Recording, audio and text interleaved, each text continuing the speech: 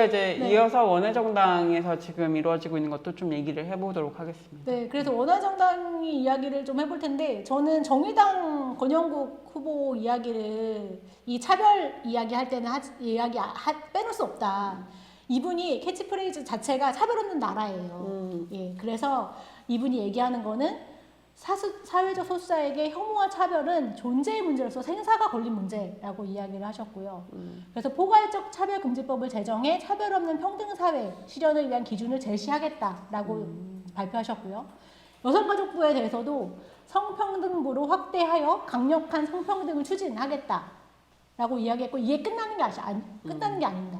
성별 임금 격차 해소법을 제정하겠다고 했고 성평등 임금 공시제를 도입하겠다고 했어요. 그래서 어느 회사에서 이 성평등 임금을 하고 있는지 이거를 좀 감시할 수 있는 그 체계를 만들겠다라고 한 거고, 그리고 위헌이 확인된 낙태죄에 대해서는 조속한 대체 입법을 마련해서 여성의 안전과 건강권을 보호하겠다라고 했고, 동성혼 법제화해서 모두가 누려 마땅한 권리를 그들에게도 부여하겠다, 이런 이야기를 좀 했죠. 그래서 이거를 공약으로 제시해서 저는 뭔가 차별에 대한 거는 일관성 있는 정책을 내고 계시다. 그래서 페미니스트에서는 좀 주목해야 되는 후보가 아닌가. 네, 어쨌든 차별 그 많은 분들이 또 뭐 보고 계실 테고 원외정당에서 이렇게 얘기하고 있는 게 의미가 있는데 저는 어쨌든 좀 아쉽긴 하네요. 그러니까 제가 앞에서도 얘기했지만 예전이었다면 좀 더 이 정의당 같은 정당들이 원 내에 있었다면 이게 좀 강력한 메시지가 되면서 좀 더 힘있게 이런 메시지들을 좀 할 수 있었을 텐데 좀 전체적으로 진보 정당들이 좀 약해지고 이렇게 하면서 좀 아쉬운 점이 있는 것은 사실입니다. 그래서 네, 어쨌든 이런 좀 일관성 없는 여성 정책, 아까 내가 젠더 정책 하지 말라. 이런 얘기를 또 하고 계신데 한 결로 가야 된다. 차별금지 하면 김동연 후보님도 차별금지법에서 다시 한번 생각해 보시고요. 네, 이건 좀 역할을 좀 해주셨으면 좋겠다 이런 생각이 또 듭니다. 네. 네, 그리고 또 정의당과 이제 정의당은 권영국 후보와 한상균 후보가 이제 원외정당에서 경선하고 있는 거고 정의당이 아니죠. 정의당이 아니라 경선을 해서 이제 후보를 하나로 좁혀서 이제 가게 되겠죠. 네, 근데 그 후보가 TV 경선권이 있어요. TV 토론에 참여할 수 있는 권리가 있어요. 그래서 그걸 생각하면서 지금 이 경선을 하고 있는 건데 그러면 더불어민주당에서 후보되신 분과 국민의힘에서 후보되신 분 포함해서 이제 같은 TV 토론 안에 들어가기 때문에 그때 더 이 차별금지법이나 차별 없는 나라에 대해서 더 이야기가 많이 나오지 않을까. 저는 여전히 뭐 정의당이 원외정당인 건 아쉽지만 이런 때 본인들의 역할이 무엇인지 정확하게 알고 있는 정당이 아닌가라고 생각이 됩니다. 네. 그러면 진보당도 간단하게 이야기를 하고 네네. 갈까요? 우리 김재연과 강성희 후보가 이렇게 경선에 네, 그쵸. 경선하셨죠. 정리가 됐습니다. 김재연 대표가 이제 후보로 그쵸? 뭘 선택 뽑혔다 당첨 어쨌든 승리했다. 경선에서 승리했다. 대선 정의당 진보당의 후보로 출마를 확정 지은 거죠. 네. 선출되었다. 그리고 김재원 후보도 차별금지법 제정에 대해서는 네. 좀 강하게 이야기하고 계시긴 해요. 네네네, 그렇습니다.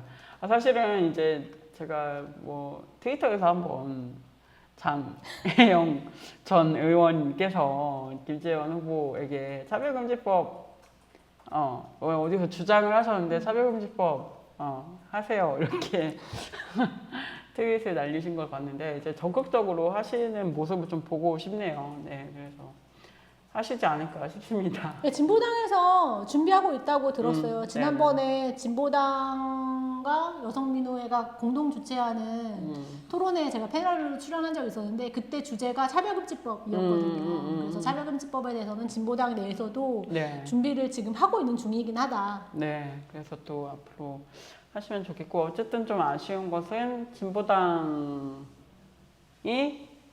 이제 뭐 진보 정당의 연합에서는 지금 빠져 있는 빠졌다기보다 어쨌든 같이 본인들의 선택이지 뭐. 되고 있지 않는 그런 게 또 있다. 그리고 진보당은 이제 완주를 할 거냐 안 할 거냐 이게 또 쟁점이긴 하죠. 쟁점인 것 같아요. 근데 원래는 그 강성희, 그러니까 같이 경선 붙었던 강성희 후보는 완주해야 된다 진보당 후보로서 이게 주장이었는데 김재현 후보는 유보적이었거든요. 그래서 저는 김재현 후보는 뭔가 민주당 등등과 단일화를 위한 전 드롭할 가능성이 매우 높다고 보고 있어서 사실은 좀 오늘 이야기한 것도 좀 아쉽긴 하다. 단일화하면서 이제 뭔가를 주고받는 다른 또 합의를 그래서 하는 내부적으로 그 얘기가 있었어. 뭘로 주고받는데? 이번 대선 주고받는 거 없는 거 아니야? 라고 해서 저한테 질문하시더라고요. 같이 일하시는 분이. 그래서 제가 답해드렸습니다. 내년 지방선거가 있습니다. 내년 지방선거를 내년 하겠죠. 지방선거가 있습니다. 그렇죠. 네. 지방선거에서 어쨌든 뭐 출마를 안 한다던가 뭐 이런 식으로 또 뭔가 하겠죠.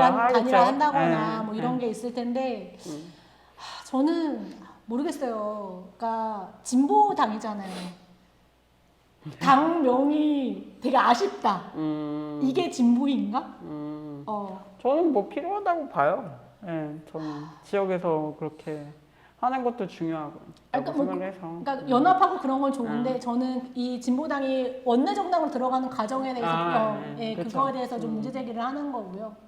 뭐 우리가 어쨌든 뭐 기본소득당도 그렇고 저번에 사회민주당도 마찬가지고. 그렇죠. 이렇게 뭐 원내 진출하는 과정에서 뭔가 더불어민주당 그쵸. 위성정당으로 원내 정당이 되신 거잖아요. 그래서 그래서 이번에도 저는 드롭할 수 있다라고 더 강하게 주장할 수 있는 거예요.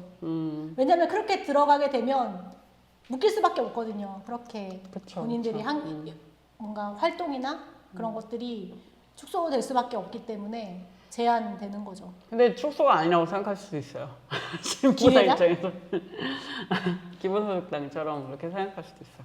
그래서 사실은 진보 정당이지만 이게 뭔가 연합이 딱 그렇게 예전에는 그래도 뭔가 3당 연합, 4당 연합 이렇게 연합이 좀 그려지는 입장이었다면 어쨌든 그런 일들 이후로는 좀 끊어진 느낌? 그래서 지금은 원내정당 3당이 하고 있죠. 녹색당과 노동당과 정의당. 그렇죠. 네. 진보당은 진보당의 길을 가고 이제 나머지의 이런 정당들끼리 연합을 하는 모양이 되고 있습니다. 네, 그래서 또 아쉽긴 하죠. 네, 근데 뭐 앞으로 어떻게 될지도 모르기 때문에 갑자기. 뭐 본인들이 선택한 거에 대해서 지금 감당하고 있는 거라고 저는 봅니다. 네네네. 그럼요. 예. 각자의 길 갈 수도 있죠. 뭐.